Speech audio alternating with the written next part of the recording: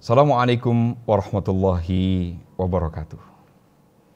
Qala Nabi sallallahu alaihi wa ala alihi wa sahbihi wasallam, Iyyakum wal hasad, fa innal hasada ya'kul hasanat kama ta'kulun narul hataba aw qala al-ushba. Hati-hati kalian dari sifat dengki. Karena sesungguhnya sifat dengki itu memakan kebaikan sebagaimana api memakan kayu bakar atau semak belukar. Jemaah yang dimuliakan Allah Subhanahu wa taala, orang-orang yang berjiwa besar tidak mungkin memiliki sifat dengki atau iri hati. Sebab dengki hanyalah sifat yang dimiliki oleh orang-orang yang berjiwa kerdil, berwatak jahat. Oleh karenanya, setiap orang besar jiwanya dipastikan jauh dengan akhlak dan budi pekerti yang rendah, hina dina dan benar-benar tercela. Ada sebuah kata hikmah di dalam bahasa Arab yang berbunyi, Al-hasud la yasud. Pendengki tidak mungkin bisa jadi pemimpin. Kata-kata ini meskipun sedikit ucapannya, namun memiliki makna yang besar. Setiap orang yang mengidap penyakit dengki, mengidap penyakit iri hati, sudah tentu memiliki akhlak yang sempit, kurang pandai berpikir untuk memecahkan persoalan yang sedang dihadapi. Saat mendapatkan rintangan, waktu mengusahakan apapun yang diinginkan, baru terbentur sekali, hatinya sudah kesal. Seolah-olah seluruh isi dadanya penuh sesak dengan kesulitan dan rintangan. Akibatnya, usaha yang dilakukan untuk memperoleh keinginan gagal. Hatinya putus asa dan tidak ada kemauan untuk meneruskan apa yang diinginkannya. Pikirannya kacau, tidak tahu jalan mana yang akan ditempuh, ia bingung. Seakan-akan semua jalan yang akan dilalui buntu. Kesana dinding, kesini terbentur tiang. Tetapi diam pun tidak menenangkan hatinya. Apa yang terurai di atas, itu adalah gambaran sifat dengki yang hanya berbahaya untuk dirinya sendiri. Hal ini terjadi jika penyakit dengki masih dalam taraf permulaan.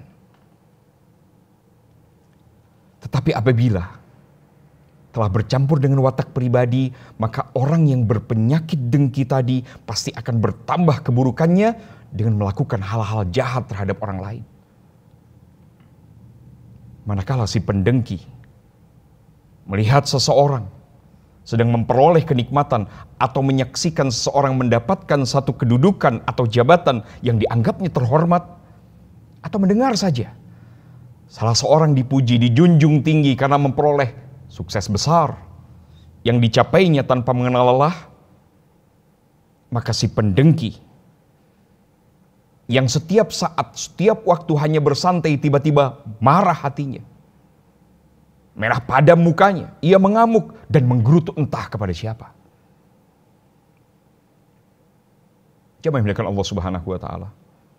Bukan hanya marah, tetapi yang lebih aneh lagi, ia ingin agar kenikmatan, apakah itu berwujud kekayaan, berwujud pangkat, kedudukan, suksesnya usaha dan lain-lain, lenyap dari orang tersebut, kemudian berpindah kepada dirinya. Begitulah yang ada di dalam hatinya. Sungguh, ini hal yang aneh.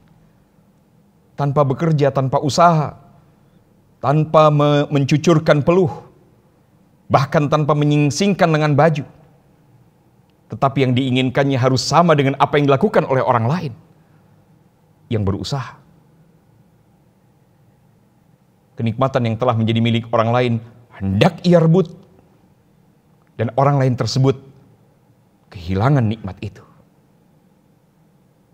Demikian kedengkian itu apabila telah mencapai fase kedua. Jadi, jika dalam fase atau tingkat pertama masih berbahaya untuk dirinya sendiri, sebab tidak ada hubungan atau sangkut paut dengan orang lain, maka pada fase yang kedua, hawa nafsunya mulai ingin melenyapkan kenikmatan dari orang lain dan menginginkan supaya kenikmatan itu pindah pada dirinya. Jamaah yang dimuliakan Allah Subhanahu wa taala, selanjutnya apakah ada tingkatan kedengkian yang lebih di atas lagi? Ini yang paling berbahaya. Pendengki pada fase yang ketiga ini adalah orang yang mengharapkan agar kenikmatan yang dimiliki oleh orang lain sirna, lenyap dari pemiliknya, dan dia tidak peduli apakah kenikmatan itu beralih pada dirinya atau tidak. Singkatnya, yang penting orang yang ia benci kehilangan kenikmatan yang telah dicapai, hatinya puas dengan itu. Orang yang sudah dengki dalam tingkat ini pasti berusaha sekeras-kerasnya untuk mencelakakan orang yang dianggapnya sebagai musuh. Jalan apapun akan ia tempuh untuk mencapai tujuan. Jika cukup dengan jalan halus, menipu, lakukan kecurangan, itu sudah cukup ia akan lakukan. Jika ia harus menghabisi nyawanya, itu juga tidak jadi masalah baginya. Wal'iyadzubillah. Penyebab timbulnya sifat dengki ini adalah tamanni. Apa itu tamanni?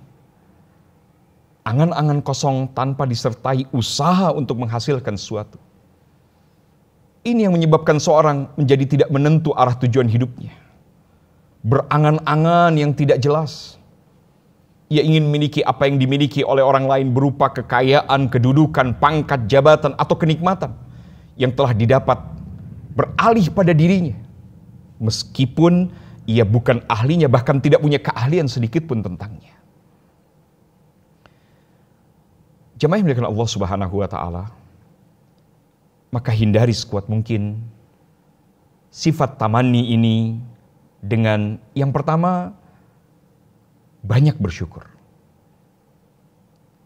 Yang kedua, bersandar kepada Allah Subhanahu wa taala.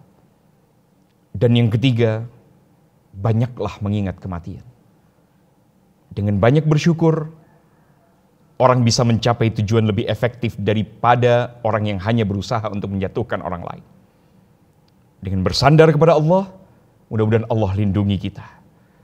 Dan dengan banyak mengingat mati, sebagaimana disebutkan Abu Darda radhiyallahu taala anhu, seseorang yang banyak mengingat mati, niscaya akan sedikit senangnya dan sedikit pula sifat hasud atau dengkinya. Mudah-mudahan Allah Subhanahu wa taala menyelamatkan kita semua. Memberikan kemudahan kepada kita, kemurahan kepada kita untuk terhindar dari sifat dengki atau iri hati. Billahi taufiq wa hidayah. Alafu minkum. Assalamualaikum warahmatullahi wabarakatuh.